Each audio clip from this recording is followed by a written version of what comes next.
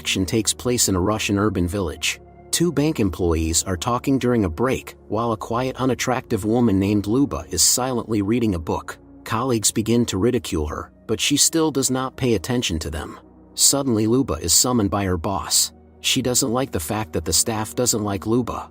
On the street, Luba walked past Vadik, who is the first handsome man in the village. He was telling his buddies about his victories on the personal front. On the way, Luba met a neighbor, Vasily, who asked her to help unload the bags from the car. Vasily asked Luba to be home tonight, because he wants to visit and talk.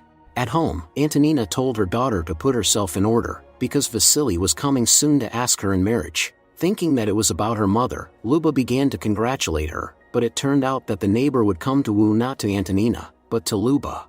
At dinner, the mother makes a deal with the neighbor, intending to take the cow and piglets in exchange for her only daughter. Luba cannot believe that the own native person would do this to her. She declares that there will be no wedding. Later, the mother begins to reprimand her daughter. According to her, Luba is not pretty. In addition, she is already 30 years old, so rich neighbor Vasily is the only chance to marry. However, Luba says she will only marry Vadik, the cab driver, whom she loves. The mother begins to ridicule her daughter, because Vadik is the most sought-after guy in the village, and he won't even look at someone like Luba. Having come to the market to buy vegetables, Antonina complains to her buddies about her good-for-nothing daughter. Meanwhile, the district officer told Vadik that the whole village is gossiping that he is going to marry Luba. Vadik was outraged. He went to the bank, found Luba, and said that he would only spend the night with such an ugly woman for $20,000. For this scandal, the boss removed Luba from her position as a cashier, making her a cleaner. Now Luba washes the floors in the bank.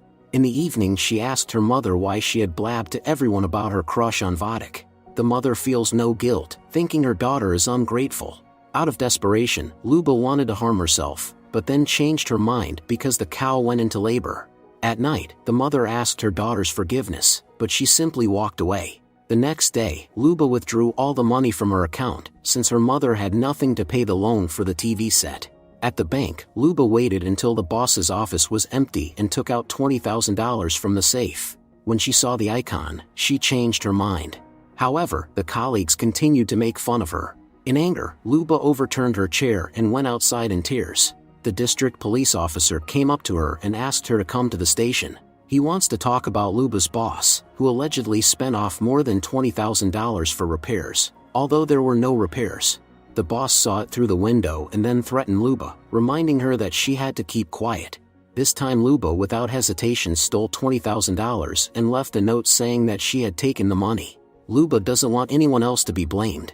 She got into a cab right away. Vadik tried to chase her away, but Luba asked him to keep his promise. After all, he said he would spend the night with her for $20,000. Vadik laughed, but when he realized that Luba was serious, he started the car. He asked where she got the money. Luba lied that she had won the lottery. However, when Luba asked him not to drive past police checkpoints, Vadik guessed that the money had been stolen. To avoid looking like a coward, Vadik decided not to turn Luba into the police. He did not expect such a thing from a quiet, unattractive woman. They were pondering where to go. Since childhood, Luba had dreamed of seeing the sea. A long time ago, the mother promised to take her there if she finished school well, but she never kept her promise. The car got stuck in the mud. Luba got out to push it and fell into a puddle. Thinking that Vadik had abandoned her, Luba cried, but he didn't go anywhere without her. As Luba changed in the car, Vadik realized that she wasn't so ugly. They were staying in a hotel. Vadik was on the phone with his policeman friend and lied that he had gone to visit his cousin for a week. Vadik told Luba that he found out from the investigator that she was wanted.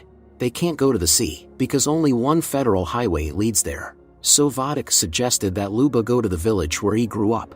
At night, Vadik and Luba lay in the same bed, but nothing happened between them. Luba said they would do it another time. In the morning, Vadik smiled as he watched her sleep.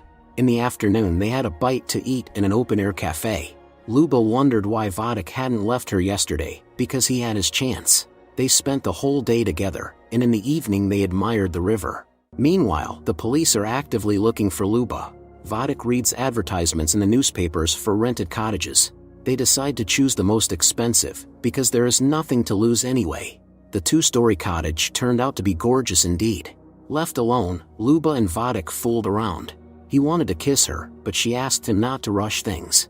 In the afternoon, Vadik tried to find the house where he grew up. He remembers almost nothing, because after divorce from her husband, his mother took him away from this village. Vadik thinks about his father, who has never even called him once to wish him a happy birthday. Luba never knew her father at all. He ran away before she was even born. Vadik did find his house, but it was no longer his father who lived there. The man told that the former owner of the house had lived alone for 20 years and eventually drank himself. He passed away some time ago.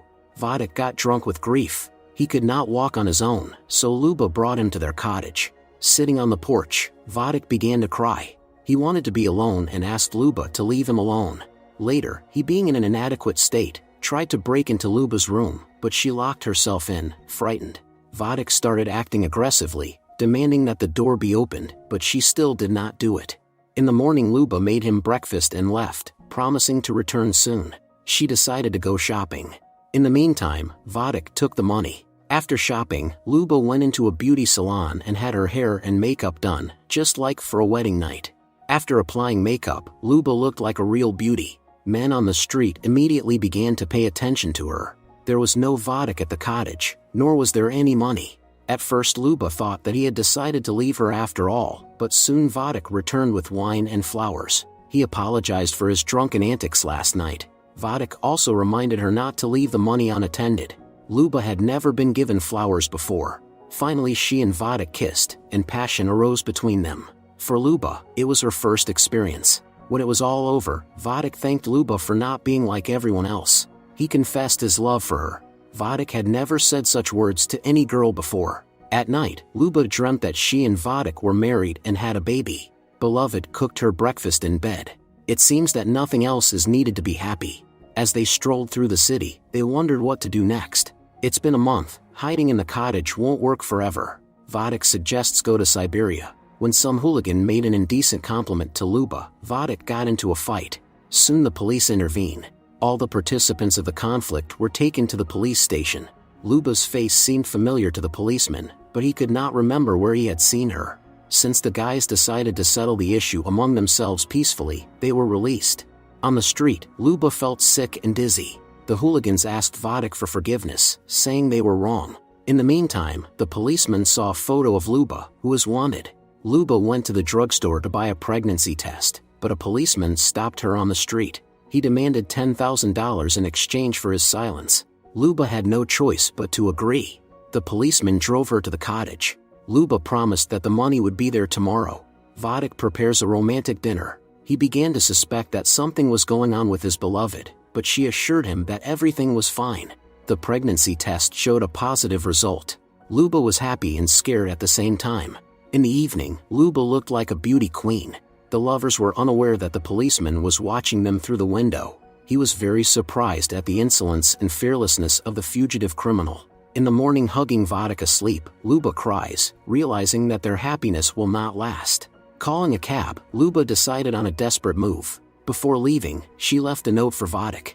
When the policeman saw Luba getting into a cab, he realized that she was not going to give him the money. Luba decided to surrender to the police voluntarily because she was tired of hiding. In the morning, Vadik found the note. Luba left the money and said she was letting him go. She lied to the police that Vadik knew nothing about the bank robbery. She allegedly managed to spend all the money. However, the police officer said that in the statement Luba's boss wrote that it was not $20,000 that was stolen, but $100,000. Vadik returned to the village. He met with the friend from the police, who told him that there would be 2 days before the trial. Vadik wants only one thing, to save his beloved. Luba is saddened that Vadik did not show up for the trial. When the judge left to consider the verdict, Antonina told her daughter that no one wanted her except her own mother. Luba believes that everything in her life is going wrong because she was born without love. Meanwhile, Vadik gave the money to the friend who had to negotiate with the judge. It was time for the verdict. Luba saw Vadik in the courtroom, and she felt better. Luba was given 1.5 years in jail instead of the 5 years she was supposed to serve. Some time passed. Vadik arrived at the prison to meet his beloved, who had been released early. She was carrying a newborn baby in her arms. Now they will be able to go to the sea, as they had always dreamed.